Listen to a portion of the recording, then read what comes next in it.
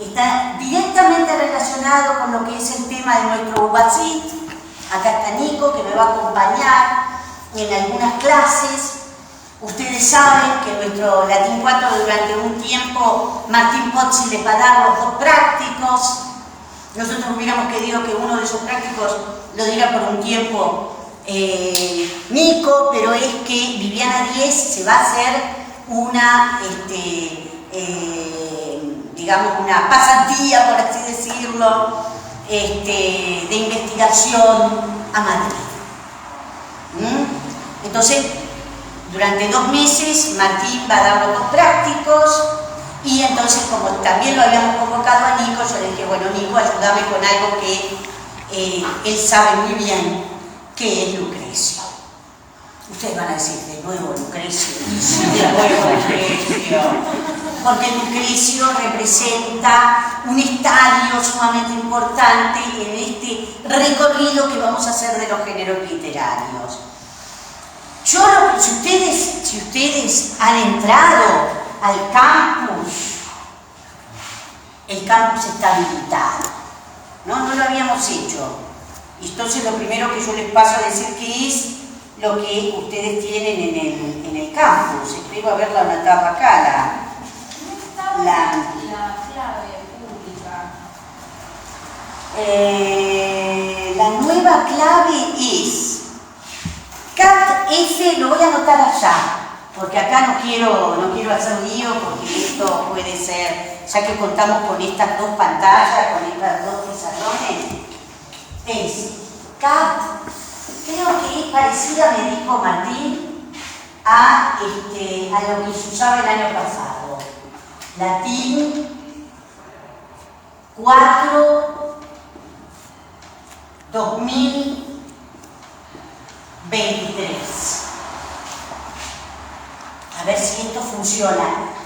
Digamos que él me lo pasa, si no tiene espacios, ¿no es cierto? No tiene espacios. ¿Sí? A ver si les entra. Yo he subido en la parte de teóricos una serie de elementos que ahora los vamos a mirar algunos acá. Una serie de textos que están directamente relacionados con ¿qué es esto de los géneros literarios? ¿No? Por ahí yo he leído, bueno, el mismo Schaffer, que yo traje el librito de Schaffer acá, un librito que en su momento me había obsequiado Nico. Ahí estamos. ¿Qué es este? ¿Qué es un género literario? Ustedes van a ver que el nombre de este señor, Schaffer, va a estar en uno de los libros que en realidad yo no pude subir porque en el campus no se pueden subir libros, pero sí les recomiendo que se pueden bajar. Él se pregunta qué es un género literario y ante esta respuesta dice un género literario es como recorrer la historia de la literatura. Uno se pregunta ya de por sí, la palabra género nos tiene a nosotros como especialistas en clásica, nos tiene que llevar a la palabra genus generis, por ejemplo, ¿no es cierto? Entonces, ¿un género qué es? ¿Es una categoría? ¿Es un recorte? ¿Es una clase? ¿No? ¿Establece algún tipo de linaje? ¿No? Porque podemos pensar desde esas perspectivas. Y por supuesto que Schaffer, como cualquier otro que hable sobre la historia de los géneros, nos lleva ineludiblemente a Platón y Aristóteles, y particularmente a Aristóteles con respecto a la poética. La poética, ya de por sí, esa idea de ese nombre que nos remite al hecho del hacer, no nos olvidemos que la palabra poética viene de poieo, tiene que ver con el hecho de hacer. Es el hacer literario, pero por supuesto el hacer en relación con, yo no sé si podríamos decir hacer literario, es la relación con el hacer que nos lleva al concepto de mímesis. ¿no es cierto?, al concepto de imitación, en lo que Aristóteles pone fundamentalmente toda su sapiencia, en ver qué pasa con este concepto, qué es la mimesis. Por supuesto que entra en relación con algo previo que Platón había llevado a cabo, pero digamos que dirime en cierto sentido con lo planteado por Platón. Hay una cosa que yo subí al campus, esperen que me voy a Latín 4, así ustedes ven todas las cosas que yo tengo metidas por ahí, ¿no? Claudiano Carmina Minora, la división de la Galia, Claudiano los bárbaros, los retratos de la masculinidad, bueno, ahí se dan cuenta una cantidad de cosas que yo tengo guardadas acá. Pero, ven, este es el librito, esto es porque mi máquina no sé por qué me hace cosas raras, pero se los muestro para que ustedes se lo anoten y lo pueden bajar. Lo pueden bajar. Este libro que es está compilado por Miguel Ángel Garrido Gachardo y como ustedes pueden ver, esperen que por ahí se los agrando más para que lo vean, y sacamos esto de acá, por cierto, para que ustedes vean qué autores son los que reúne este libro, ¿no es cierto?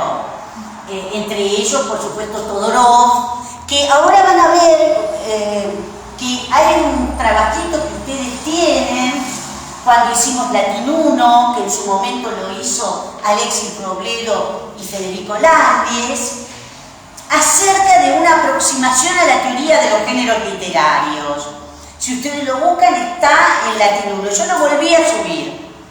Lo volví a subir con una suerte de destaque, de destacado que yo hice particularmente en ciertas cosas que a mí me resultan interesantes que ustedes las tengan en consideración. Me parece importante porque no sé cuánto es que se trabaja en esta facultad la cuestión de los géneros literarios. En una época, creo, de no estar demasiado vieja, era sumamente importante esto de los géneros literarios, y después como medio que se han dejado de lado, ¿no? Hay un libro de Todorov en donde él, cuando hace su estado de la cuestión, o quizás más que del estado de la cuestión, en la introducción, él trabaja con la cuestión de los géneros literarios, que es la introducción a la literatura fantástica. En su introducción a la literatura fantástica, Todorov hace un análisis o una mirada, una perspectiva acerca de qué entendemos por géneros literarios. Porque además el punto de partida de Aristóteles, y eso lo dice Schaffer en este librito, es el hecho de que, sin lugar a dudas, de esa manera tan clasificatoria y taxonomista que tenía Aristóteles sobre la realidad, es que tenemos una clasificación de los géneros literarios que nos hace recordar, no sé, a la teoría darwiniana, ¿no es cierto? Esto de géneros, especies, subespecies, ¿no? Hasta que creo que vino a romper todo esto alguien como Bakhtin, que en la estética de la creación verbal, en ese capítulo que él le dedica a la cuestión de los géneros, él dice, basta de hablar de géneros literarios, tenemos que hablar de géneros discursivos, y en la medida en que se emita en un discurso hay un género, ¿no? Es decir, encontramos esta violenta reacción, podríamos decir, sobre esta cuestión. Lo interesante, yo les voy a mostrar para que ustedes vean cómo es que está estructurado este libro, para que ustedes, si quieren, puedan bajárselo, se lo bajan de Lipgen, bueno, como ustedes pueden ver, ¿cuál es el punto de partida? Evidentemente Aristóteles, ¿no es cierto? Y tienen esto que ustedes ven acá de Todorov, el origen de los géneros, es prácticamente lo mismo que dice él en el diccionario de las ciencias del lenguaje, pero exactamente lo mismo. Así que para eso, ¿no es cierto? Que dice, che, pero dijiste lo mismo en un artículo que en otro. Bueno, lo hace Todorov. Parece que en Europa también ocurren esas cosas. Bueno, historia, institución, lingüística y semiótica, y bueno, tenemos acá a otro, ¿no es cierto?, que ustedes, ahora yo se los voy a mostrar que hicieron en su momento los chicos, Gerard Genet, que, bueno, parte evidentemente de una clasificación muy a la manera aristotélica para hablar de géneros, tipos y modos, ¿no es cierto? Y luego creo que ya esta parte es como más de aplicación. Bueno, esto se lo pueden bajar, pero les quiero mostrar qué otras cosas yo agregué, subí en el campus. Por ejemplo, esto es un artículo de la revista Luthor, ¿no es cierto? Una revista de la gente de letras, de alguna de la gente de letras, que me parece muy interesante como para que echemos una mirada a qué es esta teoría de los géneros literarios y su historia, ¿no es cierto? Un breviario. Por supuesto que el punto de partida, como ustedes pueden ver, es Aristóteles. Es Aristóteles. Hay algo que tenemos que decir que en realidad, si ustedes leyeron la poética aristotélica, Aristóteles hace una neta diferenciación entre lo que podemos denominar el género épico, la epopeya, y el género dramático. Y se detiene particularmente en la tragedia. ¿Qué pasa con el género lírico? Queda vacante. Él hace, yo los invito, quizás en la próxima si quieren traigo la poética y podemos ver, cuando él habla de la clasificación de los distintos tipos o modos en relación con los instrumentos que se utilizan. Y entonces él habla así de géneros aulódicos o de géneros citaródicos en relación con, evidentemente, cuál es el instrumento que se toma en consideración. Pero él no habla en ningún momento del género lírico, porque hay quien dice que en definitiva el género lírico no es mimético, porque no está imitando a nada ni a nadie. Entonces el género lírico, en donde vamos a detenernos muchísimo a lo largo de nuestro recorrido por la literatura latina, que vamos a hacer en este Latín 4, no está imitando desde la perspectiva aristotélica a nada ni a nadie. Pero sí vamos, seguramente en la segunda parte de esta clase, a iniciar un textito sumamente canónico, como es el de Horacio en la Epístola ad Pisones, donde él habla de cuáles son los géneros literarios, sobre todo en relación con la métrica. Ese es el concepto que tenían los antiguos, y yo creo que fundamentalmente a partir de, bueno, lo que instaura un poco Horacio, y esto va a sostenerse a lo largo de la posteridad, ¿no? Cuando uno piensa en la epopeya, inmediatamente lo unimos al hexámetro dactílico. Y si pensamos en el teatro, lo vamos a relacionar con el jambo, por ejemplo.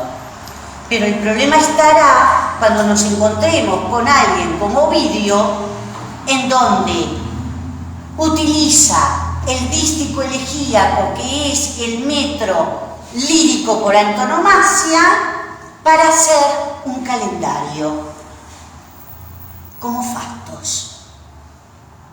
O el hexámetro dactílico para hacer metamorfosis. Yo no sé si metamorfosis es una epopeya. Yo no lo creo. Por lo tanto, dentro del mismo sistema tenemos a alguien como Ovidio que está pateando los límites, está construyendo fronteras. ¿Digo bien construyendo fronteras o destruyendo las fronteras? Expandiéndolas. Se lo pregunto a él porque él es un especialista en este concepto de frontera, que es muy de Viñolo, ¿no es cierto? Ese concepto de frontera. Bueno, por lo tanto, uno pareciera ser que en esta poética, miren cómo lo llaman, ¿no? Aristóteles, el padre fundador, ¿no? El fondateur, ¿sí? Y pareciera ser que a partir de él, aunque no lo nombra, aparece también el género lírico. Miren cómo diría Genet, los archigéneros.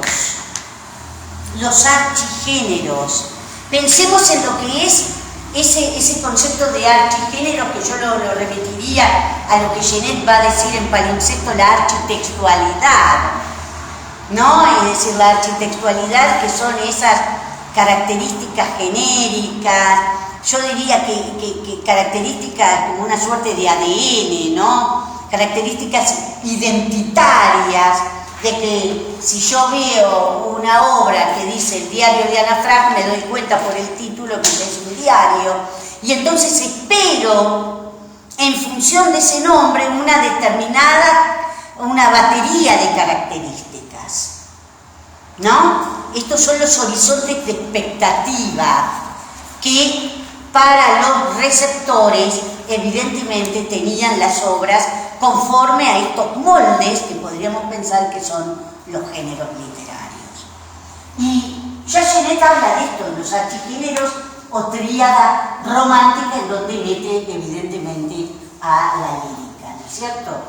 Bueno, en este recorrido que hace Peñalosa, va pasando por distintos autores, ¿sí? Así que ven, está bastante bien, porque lo va dividiendo una concepción limitada a los sistemas de estratificación y clasificación, la concepción institucionalizada de los géneros, donde nos encontramos a algunos de los que ya acá hemos mencionado,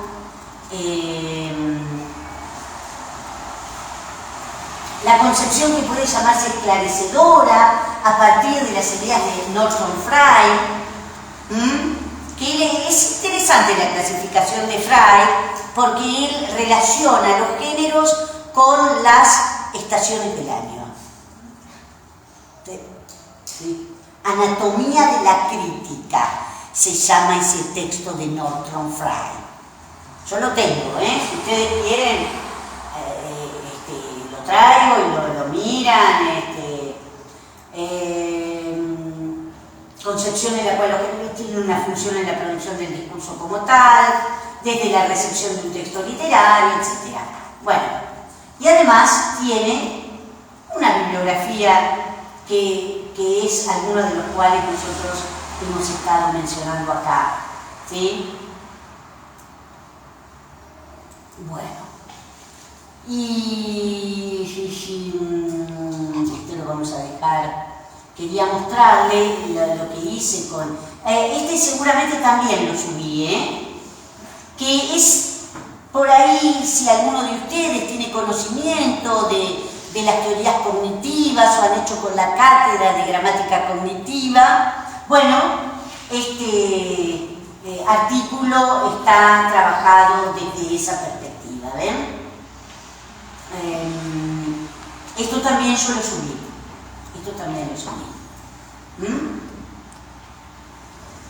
Bueno, está aquello como Benedetto Croce, que destruye la teoría de los géneros, para que ustedes se den una idea. Solo están los textos. No tenemos que pensar que los textos estén sometidos a una serie de normas o de reglas. Y acá está, yo lo tengo, digamos, de esta manera, pero yo le subí, no creo que le subí para que ustedes vieran, ¿no es cierto?, lo que yo fui haciendo, en donde me detuve. Esto era lo que habíamos subido en Latín 1, ¿sí? Ven, yo le fui subrayando algunas cuestiones que en parte es lo que hemos venido diciendo hasta acá, ¿no es cierto? Esto que decíamos, lo que sostiene Schaffer, que comienza con la poética de Aristóteles, Genet,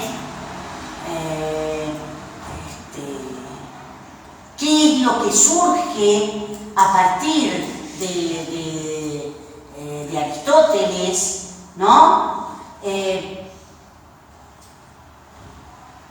Digamos que el devenir de la poética aristotélica, según Schaffer, nos lleva a pensar en este paradigma biológico y la actitud esencialista que implica será característica en sistemas teóricos como el de Hegel y Brunetière.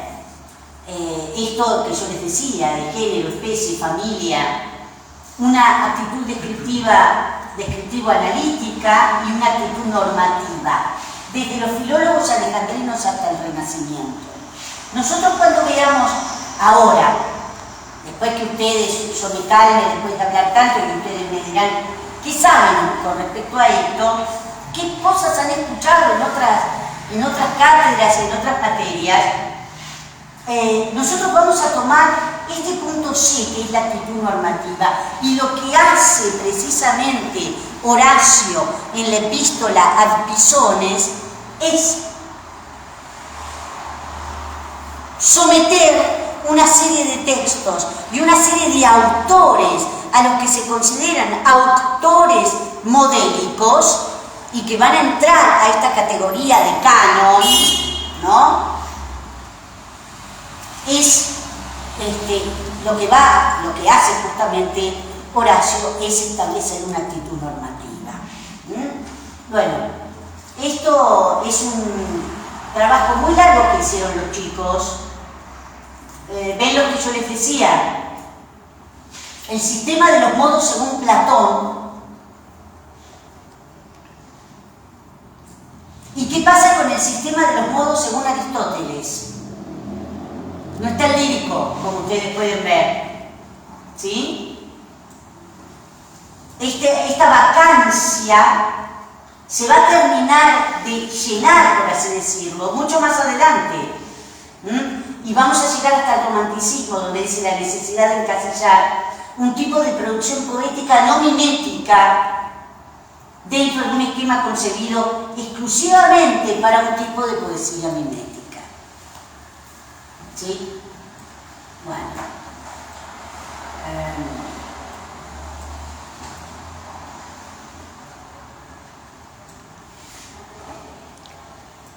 Algo que esto también va a ser sumamente importante.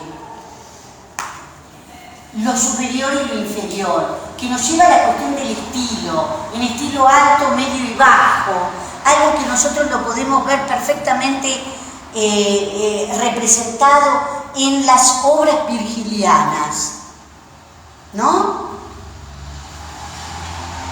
De las cuales nosotros ya en Eneida no vamos a ver nuevamente, pero sí vamos a trabajar las bucólicas y las geórgicas, que se consideran de estilo medio o bajo. Medio la geórgica, bajo las bucólicas. Y uno se preguntará por qué. ¿Es por una cuestión de contenido? ¿Es una cuestión de la representación de esos personajes? ¿Tiene que ver con los objetivos de determinado tipo de discurso? ¿Sí? Bueno, esto es muy genete, ¿eh? Esto ustedes lo pueden encontrar en palimpsestos, que también se lo pueden bajar. Bueno, gente, nada, para que ustedes lo revisen, para que ustedes lo miren, van a ver estas distinciones que yo estuve haciendo, ¿sí? Y para que se pongan al tanto de todo este material, ¿sí? Bueno, y creo que nada más. Si había puesto otro, el de Krauss, que también se lo subí. Apunte sobre la teoría de los géneros literarios, ¿sí? Y donde más o menos todos, quieran o no, van a decir más o menos lo mismo. Pero bueno, es para que ustedes tengan una diversidad de cosas y que puedan echarle una mirada, ¿sí? ¿Qué sabían ustedes sobre los géneros?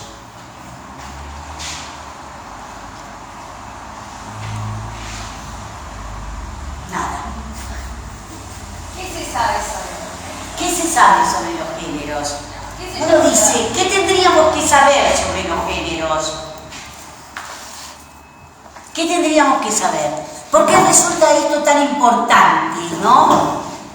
Porque hace posiblemente a cierto rigor de nuestras materias, ¿no es cierto? Es lo que nos lleva a pensar de que existe una teoría detrás de todo esto.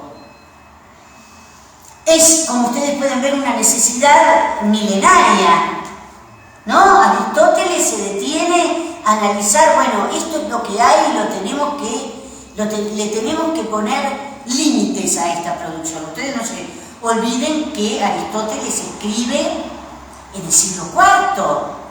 Quiere decir que toda la producción de la tragedia ática ya la ha visto y ya está prácticamente en la decadencia. ¿Qué pasa con la epopeya? Tiene a Homero. ¿Algún otro más? Eso tiene que ver con otra cuestión que nosotros acá nos hemos puesto, o que hemos dicho más o menos, que es la palabra canon. ¿Quién determina el canon? ¿Qué es un canon? ¿Qué se imaginan ustedes que es un canon? Está el famoso texto del canon occidental, ¿no? Ese texto del canon occidental. ¿Qué es un canon? Dicho así muy al pasar, serían las obras más importantes que se seleccionaron de cierto género. Claro. Que se tienen que estudiar. Sí, es como un recorte que tiene intereses. Que tiene intereses. Artificial, podemos sumarlo. Que tiene intereses. Sí. ¿Quién entra o no entra en esa selección? ¿No es cierto? Y habría que ver por qué entra o no entra, ¿no? Con lo cual acá nos posicionamos sobre qué pasa con el poder, ¿no es cierto? Y las clases de la élite, que son en definitiva quienes administran, ¿no? Los objetos culturales y determinan quizás hasta qué es lo que se debe producir, ¿no? Entonces hay un canon, y desde la antigüedad hay un canon, evidentemente, desde la antigüedad hay un canon, porque si no, ¿por qué es que han quedado determinada cantidad de tragedias y se han perdido tantas otras? Bueno, los platómenos, por ejemplo, eran 4. Los famosos, claro. ¿En qué momento aparece la cuadriga de los platómenos ahí? ¿No es cierto? Evidentemente hay un avance de los gramáticos y de los comentaristas que muchos han contribuido a esta cuestión del canon, y creo que definitivamente durante el helenismo estas tendencias han sido fundamentales, es decir, que no es una cosa novedosa. Pensemos el problema homérico, que en definitiva yo creo que Homero lo crea la Biblioteca de Alejandría, más o menos. Sí, todo el trabajo de fijación de la norma de los textos que hay en esa época. Claro, sí. Hasta convenciones ortográficas se generan, todo. Sí. Es decir, la constitución del canon es otro problema, ¿sí? Y sobre todo con este tipo de textos que nosotros hacemos una literatura de canon, ¿no? Una literatura canónica. ¿Quiénes establecen? Esto que estoy trabajando bastante con la cuestión de la tradición clásica en América Latina y en América colonial, ¿no? Es decir, cómo a partir del Renacimiento evidentemente se recupera una determinada tradición, y son los gramáticos quienes establecen también nuevamente quiénes tienen que ser leídos en clase, qué cosa debe leerse en clase o no, eso está muy bien, lo señala García Jurado en su libro sobre la tradición clásica, sobre un texto de Luis de Vives, ¿no es cierto? ¿Quién se convierte en clásico? Porque lo que debemos por ahí preguntarnos, ¿qué significa ser un clásico? ¿Sí? Ahora cuando veamos el texto de Horacio, ya en el siglo I después de Cristo, ya hay una serie de clásicos. La palabra clásico es sumamente interesante. La trabaja maravillosamente García Jurado en un texto sobre la tradición y sobre la concepción de la tradición clásica, que está directamente, no solamente relacionada con la milicia, que esto en alguna oportunidad lo hemos dicho, sino también con la cuestión de clase.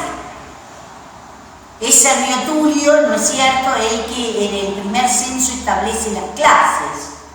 Y entonces aquellos que pertenecen a las clases superiores, digamos que de manera metonímica lo van a aplicar, dice García Jurado, y esto lo hace Aulo Gelio, miren ustedes cuánto tiempo después, en plena época imperial, utiliza la palabra clásico, que era un concepto socioeconómico, para convertirlo en aquellos que pueden vivir en una suerte de república ideal de la literatura.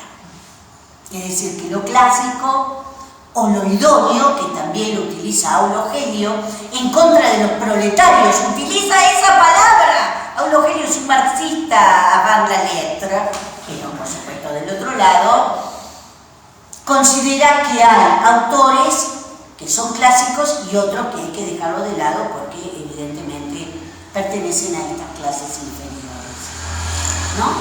Entonces, Aulo Gelio, y esto nos lo dice García Jurado, ¿sí? El término idóneo también tiene un carácter eminentemente económico, lo mismo que egregio. Bueno, entonces, ¿qué les parece si se ponen a leer algunas de estas cosas y seguimos comentando en las clases que vienen, ¿no? Porque lo que nosotros vamos a hacer, esto que yo les voy a mostrar, que nos presenta Horacio, es lo que nosotros vamos a hacer en Latín 4. Exactamente esto que nos presenta Horacio. Por supuesto, con aquellos, ¿no? Aquellos autores que siempre han sido bastante rebeldes a la hora de aceptar los cánones.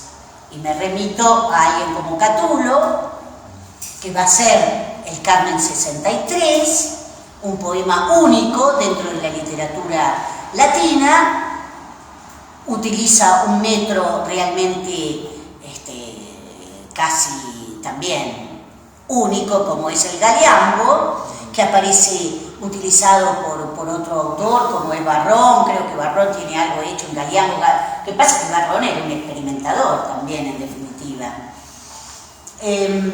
Hacía sátira menipea, bueno, hizo de todo Barrón. Ese Carmen 63 es único. Y es una suerte de tragedia, el Carmen 63. Una suerte de tragedia hecha en Galiambo. Todo lo demás, y el otro es evidentemente Ovidio. Ovidio es un permanente pateador del tablero canónico. Al tipo no lo mandan al exilio porque vio lo que no debía ver. Lo mandan al exilio porque venía pateando las fronteras desde hacía mucho tiempo y con muchas cosas. Todo lo demás está sometido al canon. Bueno, así que vamos a pensar nuestro... Esto está en mi campus, ¿eh? Yo igualmente voy a agregar algunas notitas más, que ustedes lo que pueden hacer es agregárselas, porque me pareció que me faltaron algunas cuestiones, algunas palabritas interesantes que no destaqué, ¿sí? Bueno, ¿qué es lo que nosotros tenemos acá? Yo utilicé esta edición, que es la de Klinkner. Hay otra edición que ustedes también se pueden bajar de Horacio, que es la de Shackleton Bailey, ¿sí? Esa creo que también está completa. Yo la tengo, la de Shackleton Bay. Esta es la edición de Toyner.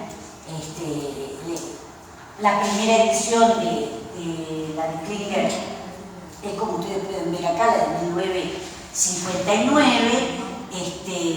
Y luego está reeditada por de Gruyter en el 2008. ¿Sí? Por eso me pareció interesante retomarla. Uno lo encuentra como de arte poética, pero sabemos que esto es una epístola. Y ya acá, cuando hablamos de epístola y pensamos, ¿qué es la epístola? Con todo este conjunto de palabras que vine yo acá a espetarles a ustedes acerca del género, la especie, la subespecie y demás. ¿Qué es una epístola? ¿Qué es una epístola? Díganme, ¿qué es una epístola? Una carta. Hola. Una epístola es una carta. ¿Y las cartas se escribían en verso? No, uno no se imagina eso. Sí. Sí. Horacio tiene varios libros de epístolas. Sí. Y cuando uno piensa una carta, ¿qué piensa en una carta? ¿Cómo defino una carta o una epístola? Una comunicación a distancia, se dice, ¿no? Es una comunicación a distancia, es un discurso hecho a distancia. Ahora, ¿este tipo quería verdaderamente comunicarse con sus receptores a través de una carta en verso? No, evidentemente la epístola tenía otras finalidades. Por supuesto que tenía interlocutores, pero interlocutores que evidentemente formaban parte de ese mundo idealizado. Bueno, aquí esto se llama de arte poética, pero esto en realidad es una carta. Es la epístola ad Pisones. ¿Alguna vez escucharon hablar de eso? No. Lo digo acá.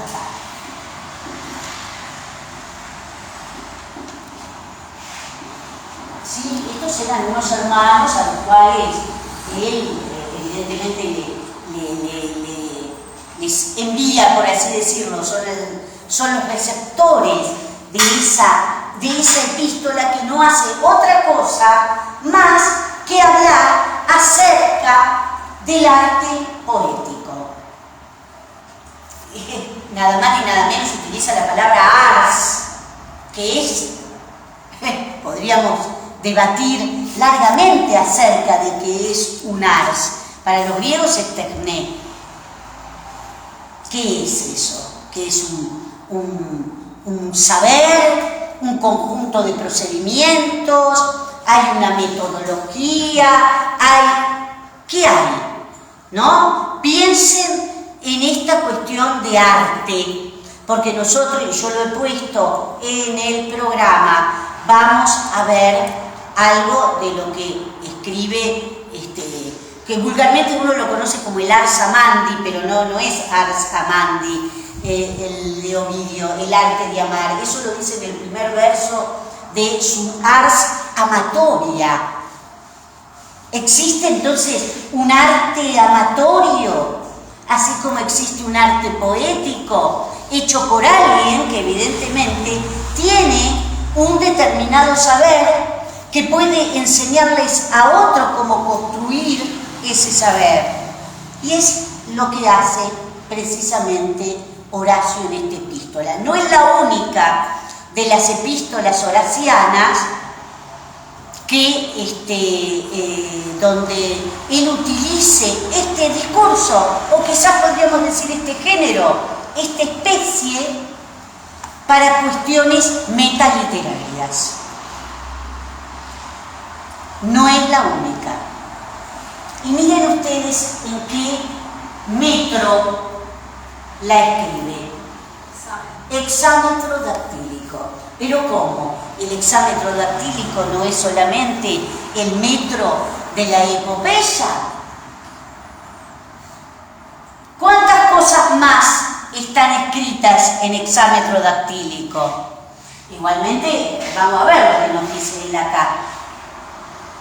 ¿No? El propio Horacio va a decir, Homero nos enseñó, Homero demostró que para contar tales cosas necesito tal metro. Dale, yo quiero que interrumpa, porque si no, ¿saben qué? Mi garganta va a quedar acá y ustedes no van a decir nada. Empiezo a pensar en todo esto. En todo esto que es muy fuerte, ¿eh?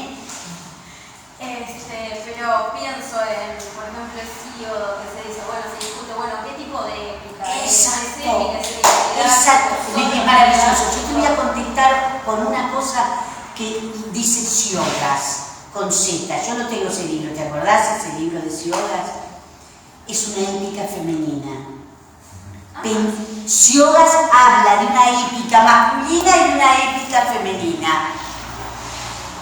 Yo voy a mencionar cuando trabajemos Metamorfosis sobre ese libro de Siogas. ¿Hablamos de esto? Sí, lo hablamos en su momento. Él habla de una épica masculina, que es la épica homérica, y lo vamos a encontrar acá. ¿Quiénes van a ser los tipos que funcionan como protagonistas de esos relatos? Igualmente no habla de relatos, habla de ciertos objetos que nosotros podemos pensar que esos objetos se narrativizan, ¿no? Pero lo que dice Siogas, que a mí me voló la cabeza cuando lo leí, en realidad es acerca de ese libro que le adjudican a Homero y a Hesíodo, ¿no es cierto?, que hablaría sobre otro tipo de historias, otro tipo de cuerpos y cuerpos que se metamorfosean, que son cuerpos femeninos, por eso habla de una épica femenina. ¿Sí? Pero quizá nosotros tendríamos que decir, ¿qué es la teogonía? ¿Es una épica? Ahora después vamos a analizar, así recordamos, empezamos a recuperar nuestro latín, ¿no es cierto? Titín, titín. La teogonía, y me lo estoy preguntando yo también, ¿la teogonía es una épica? ¿Es una epopeya? Algunos dirían que está escrita en hexámetro dactílico, con lo cual eso lo convierte en epopeya. Bueno, el trabajo civil se suele decir que es un texto didáctico. Eso es otra cuestión. Yo no hablé de trabajo psicología, porque cuando hablemos de trabajo psicología vamos a ir a otro género. Y es que en cierto punto sí trata de cuestiones, entre muchas comillas, de guerra en la teogonía. O sea, de guerra divina, si se quiere. Claro, de linaje divino, de enfrentamientos entre... Podría ser, pero en el principio era el caos, eso, ahí, chao. Evidentemente, es como el nacimiento del cosmos. Es un relato de origen. Es un relato de origen. Pero la épica en sí también es un relato de origen. Ahí En está. algún punto. Y Claro. en cierto punto, a mí me resuena lo didáctico también, la ética, pero más por cuestiones formales. Bueno, entramos en terrenos calientes. Eso. Bueno, Daniel... A ver, ¿qué dice Daniel? Daniel en el Ubacín, justamente con toda esta cuestión de la performance, empieza a cuestionarse si, bueno, efectivamente la épica no tiene un fin, o sea, la Un fin didáctico, que quiere decir él. Claro. En la performance. Claro. En la performance. Pero yo no creo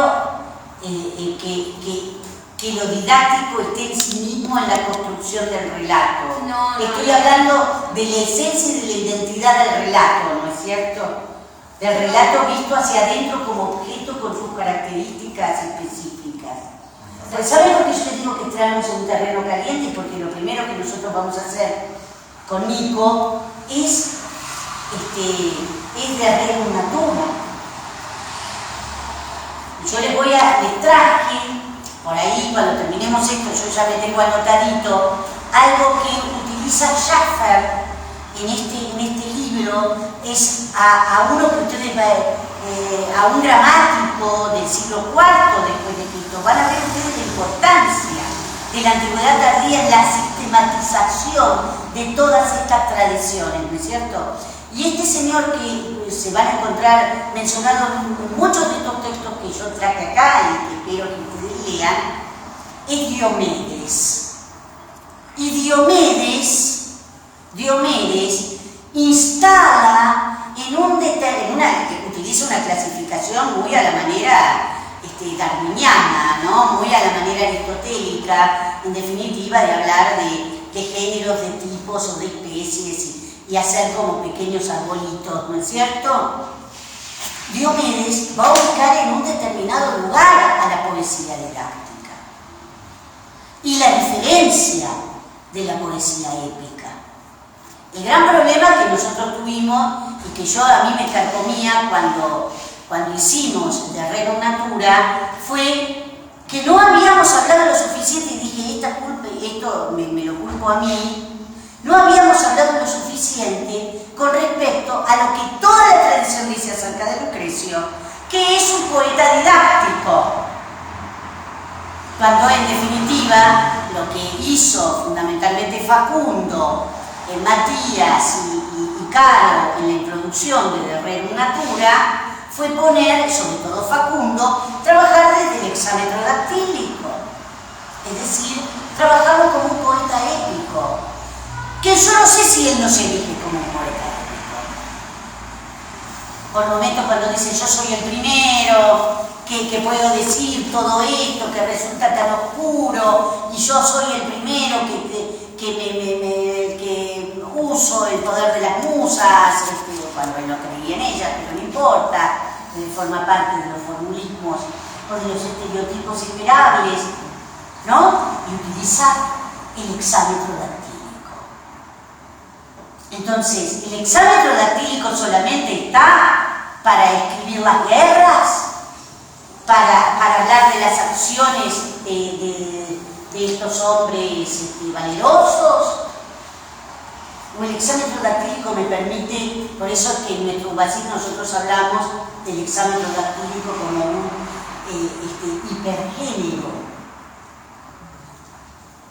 un hipergénero, Hemos visto que la epístola utiliza el hexámetro dactílico, y cuando ustedes me dijeron, ¿y los trabajos y los días? Yo les dije, bueno, para, los trabajos y los días es poesía didáctica, ¿no? Una de las fuentes en la que va a abrevar evidentemente Virgilio para hacer geórgicas. Utiliza el hexámetro dactílico. Bueno, el hexámetro dactílico también lo vamos a encontrar en la tragedia senecana, es decir, que ya entonces nos apartamos del metro en relación con un determinado género y es posible, ¿por qué no? Y lo utiliza, por supuesto, como yo les decía, Ovidio en Metamorfosis. Bueno, todo lo que en esto está, o lo pongo a ver un poquito más grande. Bueno, igualmente, a ver un poquitín más grande que nos pueda ocupar. Ah, está. Puede ser un poquito más. Bueno, con esto, ahora vamos a hacer un parate, ¿sí? Como yo les decía, este pasaje de la epístola a Pisones, parece que Horacio no lo escribió para este Latín 4. ¿Por qué? Bueno, no sé. Bueno, yo hice 2 versitos nada más, porque lo que quiero es que ustedes empiecen a hacer hexámetro dactílico de manera independiente y no que yo se los marque por completo, ¿sí? Hacemos los 2 y yo cortamos porque tengo que hablar con una maestranda y a ver que vean que yo solamente lo único que marqué fueron las cesuras posibles, ¿sí? pero no les marqué el límite de los pies. Los pieses lo van a tener que hacer ustedes. ¿Sí? A ver. ¿Cómo leo esto? Res, gestae. No.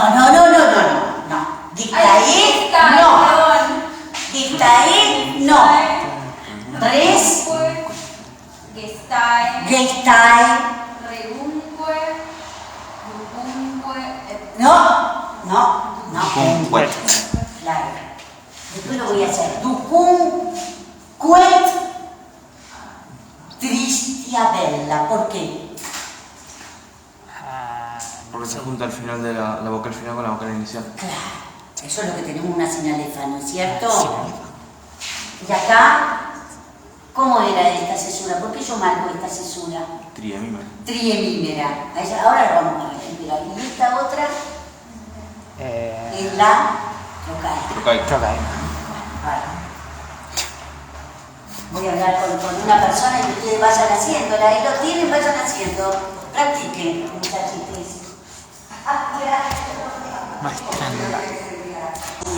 Es un hiperónimo latino, ¿no? Que cobra sentido a través del participio gestae.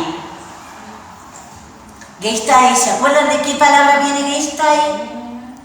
¿De qué verbo viene gestae? El verbo quiero. De ahí llevar adelante. De ahí gestionar, gente. Gero, geris, gerere, gesi, gestum. ¿Sí? Participio perfecto pasivo. Res gestae. ¿Sí? Y fíjense que dos palabras nosotros tenemos en el medio del hexámetro, exactamente en el medio del hexámetro. Que esto es un poco, algunas de estas cosas yo las aprendí con Eleonora Tola, ¿no es cierto? Que ella ha hecho y hace estilística, neoestilística latina, ¿no es cierto? Y ve todas estas cuestiones en relación, sobre todo lo que ha trabajado Eleonora, es más que nada el hexámetro dactílico, a pesar de que ella es una ovidiana y su tesis doctoral es sobre Ovidio, ¿no es cierto? Pero fíjense cuáles son las dos palabras que están en el centro del hexámetro, que asimismo esas dos palabras, con esas terminaciones iguales, que eso es un homoioteleuton, es decir, un final igual, ¿no? Genera evidentemente una homonimia desde lo fonológico. Es regunque, ducunque, finales iguales. Y paramos, ¿no es cierto?, una segunda cesura en ese regunque. ¿Por qué decimos que es una trocaica? Nosotros tenemos un pie acá, tenemos el otro pie acá, y este tercer pie queda como cortadito. Acá hay una pausa. Esta es larga y esta es breve. La trocaica se llama así porque la cesura cae evidentemente tras un troqueo. ¿Qué es un troqueo? Es este pie que nosotros vemos acá. Oh, ay, no. Que no me haga ruido, por favor. Ahí está. Bueno, no sé por qué paró esto acá. Algo debo haber tocado que... Bueno, no importa. A ver. ¿Sí? ¿Qué caso es regu? ¿Se dan cuenta cómo a esta altura? ¡Ay! Lo estaba esperando. ¿Viste? Verdaderamente esto viene bien, ¿eh? Miren. Realmente, si uno quiere tirarse por la ventana, sacar a alguien por la ventana, realmente está pensado, ¿eh? Está buenísimo. Lo pensaron para usted. Yo primero empezaría por tirar alguno, ¿viste? En cualquier momento, mira. Ah, esos son genitivos de tercera. Ah, ¿consonánticos o sonánticos o vocálicos? O sea, es reír, ¿no? Ajá. ¿Se dan cuenta? Ahora es donde uno empieza a darse cuenta si sabe latín. Eso es lo que ustedes tienen que hacer. Recoger todo lo que uno ha enseñado y se supone que ha aprendido. Y ahí me doy cuenta si sé o no sé.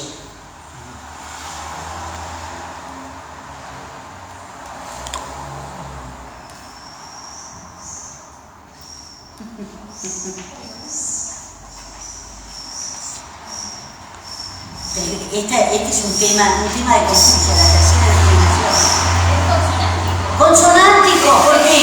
¿No? Claro, pero ¿por qué? Yo me doy cuenta enseguida viendo este genitivo. Porque el sonato triunfa ahí. Exactamente, exactamente. Claro, y es rex regis, pero cuidado con aquellos que son monosilábicos.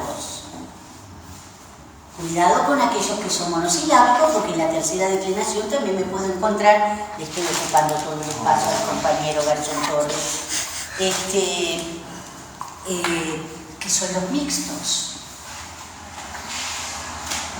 Y yo me encuentro con uno como ars artis. ¿Y cómo será el genitivo plural de ars artis? Artium. Artium, ¿no es cierto? Así que cuidado con estos que son monosilábicos, ¿eh? Bien.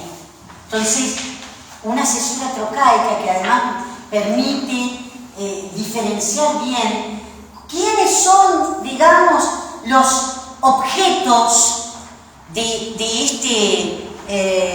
este tipo de producción poética, ¿no es cierto? Habla de los reyes y también de quiénes. Y de los líderes, de los jefes militares, yo puse ahí jefes militares, de los conductores, quieren ponerlo, ¿no? De los conductores. No se olviden que dux viene de duco, ¿eh? Así que poder hablar de los conductores. ¿Qué pasa? Que siempre se trata de jefes militares, ¿no? Se utiliza para ello. Entonces, acá está la trocaica. ¿Y cómo sigue esto? Otra, y ahí corta el pie. ¿Estamos de acuerdo? ¿Sí? Larga, ¿no? Y acá esto era... ¡Ay, ay! Se fue. ¡Ay! Esto me puede... ¿No? Dijimos que esta es una sinalefa, ¿sí? Entonces es ducum y ojo. ¿Qué van a poner ahí? ¿Larga, breve? ¿Cómo van a hacer esta historia? Larga. ¿Por qué? Porque es una... Está trabada. Porque Recibe más de una vocal, más de una porque consonante. está trabada. Darío aprendió muy bien el examen latínico, ¿ven? Esta T con esta T, ¿sí? Provocando además una homofonía, ¿sí? Entonces acá se cierra el pie, que es un espondeo. ¿Y qué pasa con la penúltima palabra? Cuidado. ¿Qué dice en general la regla? Que el penúltimo pie es dáctilo. ¿Es dáctilo este penúltimo pie? ¿Por qué? Son 3 sílabas. Porque son 3 sílabas, ¿no es cierto? La I no constituye ningún tipo de dictón, entonces tengo ti, a. ¿Por qué es breve la A de Tristia? Porque es nominativo. Porque es... Nominativo. No, perdón, porque decimos un neutro plural. Porque es un neutro plural, esa es la respuesta, ¿no? Esa es la respuesta, porque es un neutro plural. Y por supuesto, el último pie es cataléptico, ¿no es cierto? ¿Lo dije bien? Catalepsia, no, cataléctica. Porque si no parece el personaje de Lady Madeleine Moucher, ¿no es cierto? vela. Lo que resulta muy interesante es la estructura, de cómo ordena Horacio los elementos de este hexámetro, porque pone exactamente en los extremos del hexámetro los objetos de la épica. ¿Y quiénes son los protagonistas? Son los genitivos que están exactamente en el centro, ¿no? Evidentemente comienza por algo que no es el sujeto propiamente dicho de la oración. ¿Sí? Sí será sujeto, pero el sujeto de una proposición subordinada, ¿no es cierto? Porque ¿cuál es el sujeto? Miren ustedes Ahora, yo hice también el segundo. Porque también en este... hay demasiados problemas en este segundo, pero era un poco como para recordárselo a ustedes, que también tiene una estructura interesantísima, porque está poniendo, como ustedes pueden ver, enmarcado en estas dos cesuras una palabra clave, tratándose de métrica, que es la palabra número, la palabra numerus. Y yo ahí me había hecho, creo que eso no se lo había puesto a ustedes, a ver, yo para que ustedes por ahí se lo agreguen en sus notas, por supuesto es un sustantivo de segunda declinación, numerus numeri, probablemente emparentado, esto lo dice Lould, con la palabra, si no esto lo voy a anotar allá porque se me mueve, lo anoto acá, miren. Y si desenchufás el USB blanco, sí, ¿no? Para que no puedes tocar la pantalla. Este cosito blanco, vos decís. Claro, pero el que tiene el cable. Sí, ya sé, pero ¿sabés qué? Lo anoto acá, porque si no va a quedar como muy, con mucha cosa. Esto lo dice Lowe con respecto al numerus, ¿sí? Probablemente sea un cognato, el sustantivo numerus, de este verbo griego, tenemos de ahí nomos. ¿Sí? Impresionante, me pareció impresionante esto, tenerlo en cuenta. Dice un cognato, un probable, cognato, nomos, es decir, regla, por hacer una traducción muy facilonga. En la entrada, se imaginan ustedes que este sustantivo numerus tiene cualquier cantidad de entradas en el diccionario, pero la entrada 13 de Lould, en la entrada 13 dice ritmo o cadencia. Miren ustedes, me tragué leyendo y yo dije tengo que encontrarla. Ritmo o cadencia. Y después en la 14 dice medida poética, metro, directamente, metro.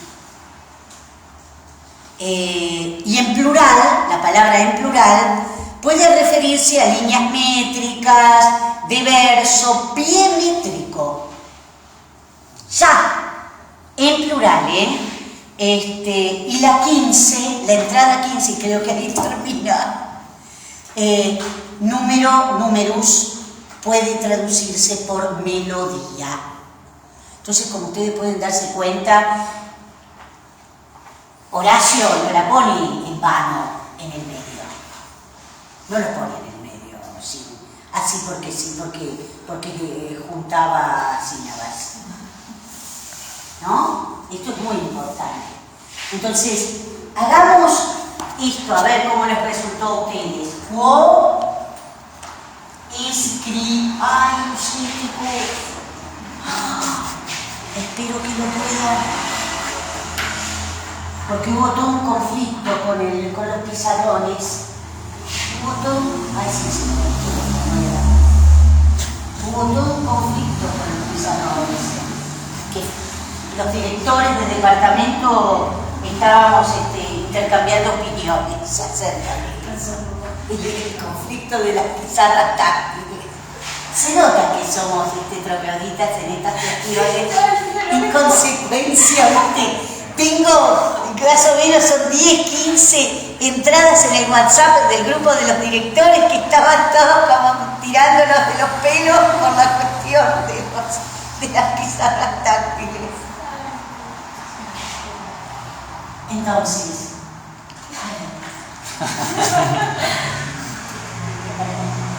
quo scrivi. Acá tengo. ¿Sí? Por supuesto, yo voy al diccionario y busco escribo, y esa I es larga por naturaleza. Esto no me cabe duda que esa O es larga. Estoy evidentemente ante un ablativo. Ese quo no puede ser otra cosa más que ablativo. De un indefinido, adjetivo, interrogativo exclamativo. Interrogativo exclamativo, que por lo tanto es qui, quae, quode, el adjetivo, ¿sí? Y esta I, ¿por qué es larga? Porque es infinitivo presente Vos pasivo. escribí. ¿Cuánto vas a dar los latines, muchachín? ¿Cómo? ¿Cuánto vas a dar los latines con todo lo que vos sabés? Los voy a dar.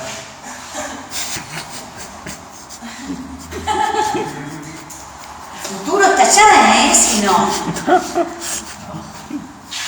Como dijo Germán, esta I es larga porque es un infinitivo presente pasivo. Esa I es larga. ¿Estamos de acuerdo? Y evidentemente uno podría decir, ¿por qué no hay una triemímera? Como hay acá una triemímera. Recuerden que una trocaica, eso me olvidé de decirles, una trocaica va acompañada de una triemímera, ¿sí? Podría haber una heptemímera también, entonces tendríamos una triple, pero evidentemente no lo puede hacer acá. Acá no puede hacer una triemímera, porque no puede, en definitiva, no es tan saludable romper la relación entre el infinitivo y el verbo núcleo, que es además un verbo modal, como es el verbo posen, en realidad el verbo posum. Ustedes me pueden decir, cállate, ustedes me pueden decir que es este posen subjuntivo. ¿Qué tiempo del subjuntivo? ¿Cómo? Imperfecto. Imperfecto. Pretérito imperfecto del modo subjuntivo. Entonces, quo scrivi possent. ¿Sí? Quo scrivi possent. ¿Y qué me queda en el medio? Evidentemente, enmarcado por las dos cesuras, esta palabra fundamental que es número, numerò. Quo scrivi possent numerò. Monstravit homerus. Y acá, miren ustedes dónde pone, evidentemente, el sujeto. ¿Sí? Miren ustedes la relación del sujeto. Yo tengo, esto es sujeto, y acá está el sujeto, que evidentemente hay una relación sintáctica de subordinación. El verbo principal es monstravit, un verbo de primera conjugación, ahí está el perfecto.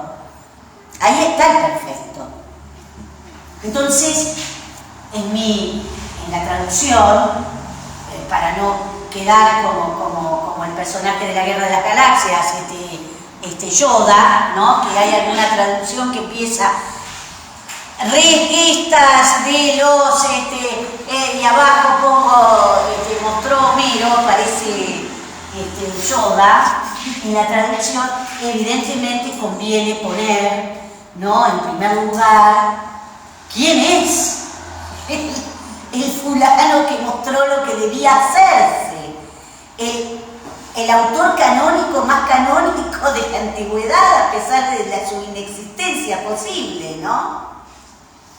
Entonces, el gran sujeto de todo esto es Homero. Y el verbo principal es monstravit. Mostró, demostró. Los chicos, Alexis y Federico, en ese articulito que hicieron para la cátedra, ellos pusieron enseñó.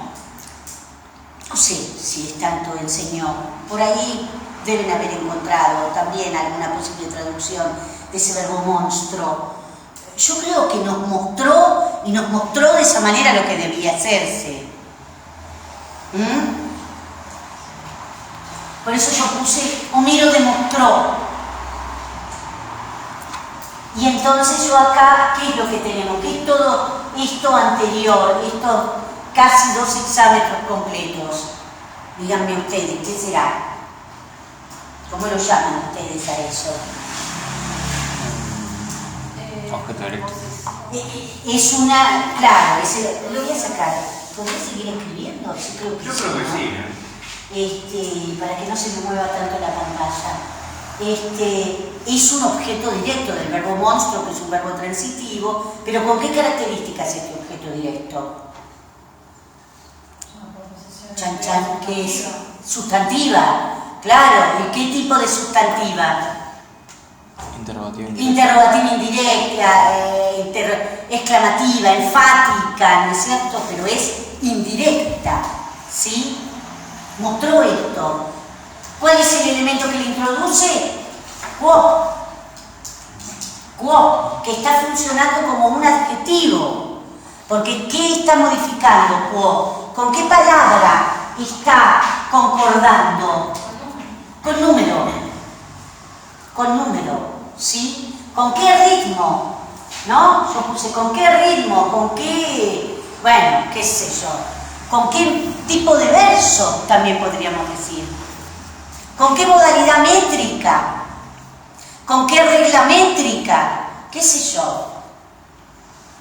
Con todas estas posibilidades que nos da el oro para esta palabra, ¿sí? ¿Con qué ritmo? Evidentemente, después tendríamos que bajarla y analizarla internamente, considerando que ese número es un circunstancial de medio instrumento, podría ser. Y este es el verbo principal, si ustedes quieren. ¿No es cierto? Pueden considerar un núcleo verbal, o como ya saben, infinitivo objetivo o subjetivo y el núcleo. ¿Y cuál es el sujeto de ese escribiposen? ¿Dónde está el sujeto de ese escribiposen?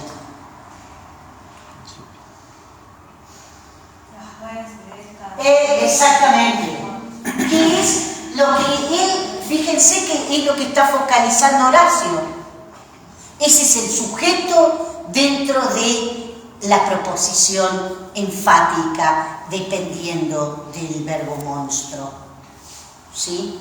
Entonces, demostró con qué ritmo podían escribirse, podían ser escritas, ¿sí? Si quieren mantener la frase verbal. Las gestas, directamente, las gestas. De ahí viene el cantar de gesta. Ahí viene el cantar de gesta, de este res gestas. Regestae, ese es el nominativo. Las gestas de los reyes y de los jefes militares. Y si yo mantuve así, uno podría decir las gestas y las tristes guerras de los reyes y los jefes militares. Podríamos hacer así, o simplemente quieren mantener esta suerte de fractura que nos propone Horacio para el sujeto dentro de la proposición, podríamos mantenerlo, por eso yo agregué Jesús. Ahora, como ustedes pueden ver, esto era lo que planteábamos antes, que la épica es absolutamente masculina, y de qué tipo de personajes estamos hablando. Por eso esto pertenece a lo que ustedes van a encontrar por ahí como un estilo sublime, o grave, o alto. ¿Por qué? Porque estamos hablando de qué tipo de personajes, de reyes, de fundadores de ciudades. Lo mismo que sucede con la tragedia. Por eso tragedia y epopeya comparten ese mismo estilo. ¿No es cierto? Esto es muy interesante, la cuestión de esa tripartición de los estilos, en alto, medio y bajo.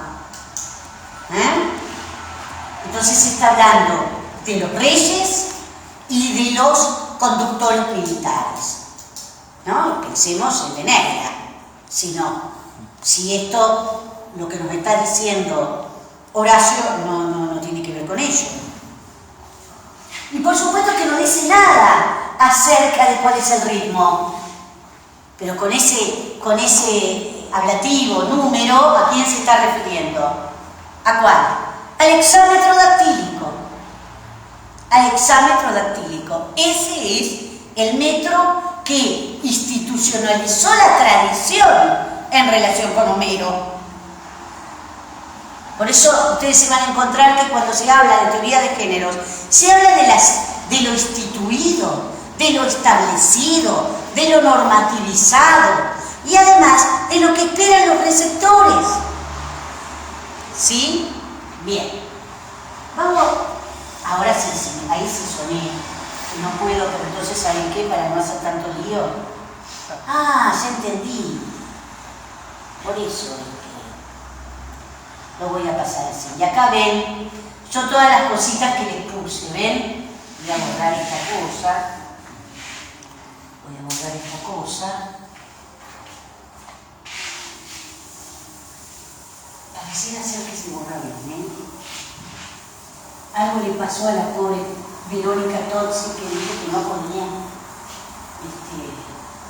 Bueno, nada, algunas cositas. Ustedes pueden agregar esto que yo les señalé con respecto a números, ¿no? A veces no quiero escribir tanto porque si no es un mamotreto lo que se termina y uno lo puede agregar en clase. Nada, ven que les puse algunas cositas para que ustedes lo recuerden, ven la cuestión del sustantivo número, lo que yo les decía, y esto es importante, que Horacio evoca a Homero como el autor modélico, ¿no? Y utilizo esa palabra autor que viene del verbo augeo, que es el acrecentador, es aquel que funda y genera, modélico de la poesía épica, y su ritmo, que es el hexámetro dactílico. ¿Sí? Entonces ahora vamos a ver este verso, que fíjense que tiene que ver con esto que yo he puesto en la nota 4. ¿Sí? ¿La ven bien o quieren que se la agrande un poquitito? No, ¿Sí? ¿Lo ven bien? sí. Bueno. Ay, no, mi amor. Cualquier cosa. Va. Yo lo entendí así. ¿Hicieron la métrica? ¿Hicieron la métrica de este verso que lo pasamos así sin pena ni gloria? Este no, este del 3. Acá. A ver. Sí. ¿Le hicieron? Más o menos. ¿Más o menos? ¿Le hicieron? Las compañeritas de atrás. ¿Cómo te quedó? Dale. ¿Cómo es tu nombre? ¿Alguna vez puede ser que nos conozcamos? Laura. La. No. Dale. Versibus. ¿Cómo? No. Perdón. Ah, Versibus impariter muy bien.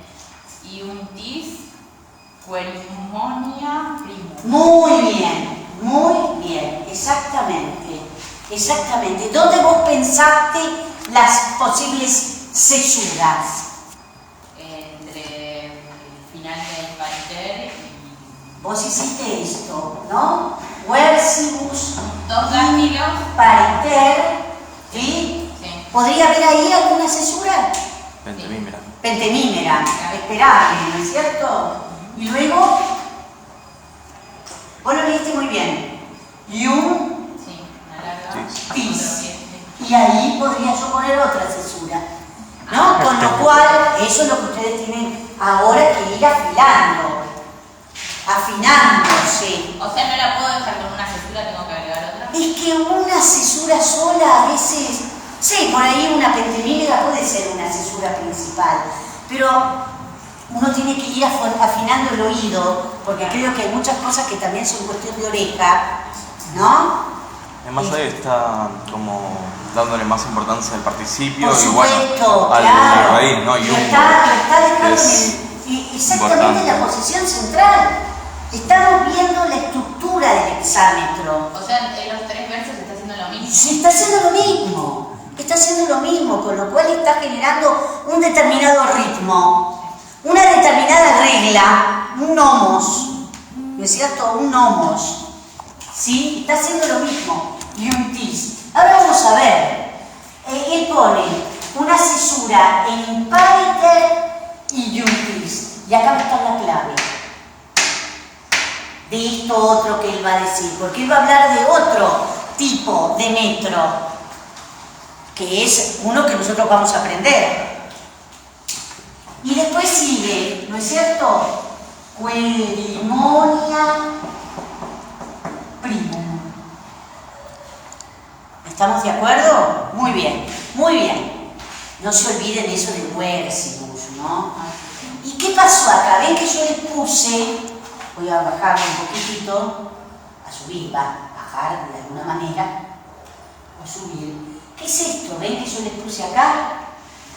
Por medio de una construcción de participio que podría interpretarse como ablativo absoluto, Horacio se refiere al dístico elegíaco, que es una combinación de un hexámetro y un pentámetro. Algunos hablan, yo creo que ese es se me fue de la cabeza el que hace la teoría, el libro sobre métrica. ¿Te acordás en francés? Sí, para... Ay, eso se me fue justamente. Me fue. Bueno, acá debe estar se me fue de la cabeza. Él habla de un hexámetro doblemente cataléctico. Nugaret. Un hexámetro, Crucius es el otro, que es una aproximación a la métrica latina. Una introducción a la métrica latina. Nugaret habla de un hexámetro doblemente cataléctico. ¿Por qué? Yo les voy a poner esto y ya va a ser casi lo último, porque ya veo que ustedes están a punto de ya no quieren saber más nada. No quieren saber más nada.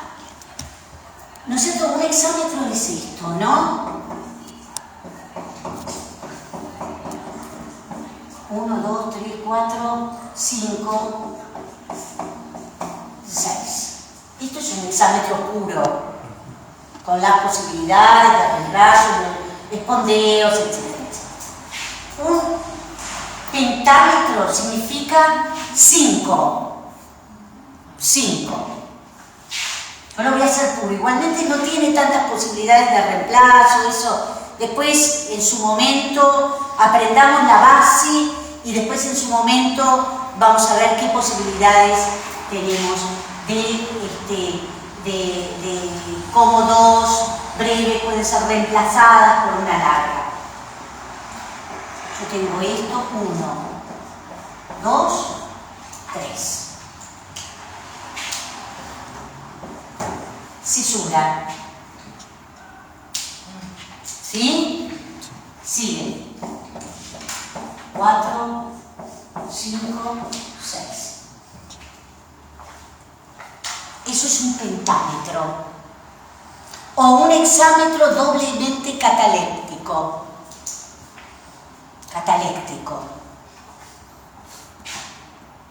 ¿Por qué doblemente? ¿Por qué un hexámetro doblemente incompleto? Fíjense que tenemos, algunos hablan de Crucius, por ejemplo, de semihexámetro. Y es cierto, la primera parte hasta la cesura. ¿Ven? 1, 2 y una mitad. Y en la segunda parte, ¿qué tengo? 1, 2 y una mitad.